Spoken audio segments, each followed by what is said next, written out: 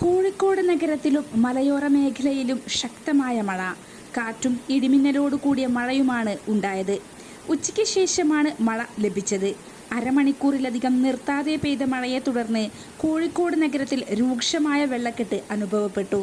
കൊയിലാണ്ടി, കക്കോടി എന്നിവിടങ്ങളിൽ മഴയെ തുടർന്ന് കടകളിൽ വെള്ളം കയറി.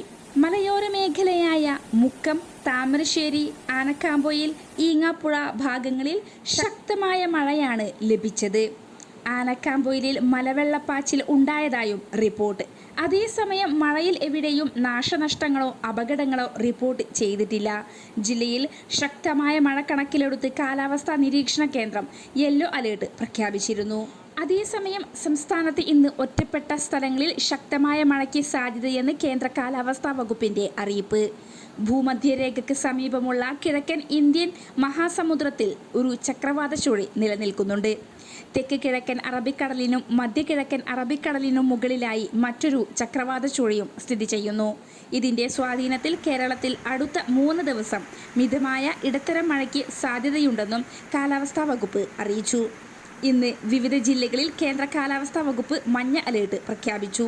പത്തനംതിട്ട, ഇടുക്കി, എറണാകുളം, പാലക്കാട്, കോഴിക്കോട് ജില്ലകളിലാണ് മഞ്ഞ അലേർട്ട്. കേരള തീരത്ത് ഉയർന്ന തിരമാലയ്ക്കും കടലാക്രമണത്തിനും സാധ്യതയുണ്ടെന്നും അറിയിപ്പിൽ പറയുന്നു. മത്സ്യത്തൊഴിലാളികളും തീരദേശവാസികളും ജാഗ്രത പാലിക്കണമെന്നും മുന്നറിയിപ്പിലുണ്ട്. കടൽക്ഷോഭം രൂക്ഷമാകാൻ സാധ്യതയുള്ളതിനാൽ അപകട മേഖലകളിൽ നിന്ന് അധികൃതരുടെ നിർദ്ദേശാനുസരണം മാറി താമസിക്കണം. കൂടുതൽ കാലാവസ്ഥാ അറിയിപ്പുകൾക്കും വാർത്തകൾക്കുമായി